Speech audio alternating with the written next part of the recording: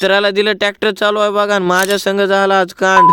तर काय चाललंय मित्रांनो, तू म्हणताल काय? तर मित्रांनो ब्लॉगचा आहे 48वा दिवस. काय सकाळी शिवमच्या गाडीतलं तेल संपलं होतं, मग काय निघलो पंपावर, मग काय सनकून आलो पंपावर, सनकून भरला बघा फंटामध्ये. मला फंटा प्यायचा असतं तर कमेंट करून नक्की सांगा बरं का. मग काय आलो बघा इथं गाडीकड, कुणाच्या गाडीतलं असं पेट्रोल संपलं होतं, त्या मित्राला व्हिडिओ शेअर करा. मग काय निघलो बघा सनकून गावाकडे, जायचं होतं कॉलेजला. मग काय निघलो सनकून, मग काय बसलो फ्लाईट मध्ये ना आलो बघा इथं कॉलेजला. आता जायचं होतं लेक्चरला. मग काय निघला कोण पॉलिटेक्निकला आहे कमेंट करून नक्की सांगा बरं का.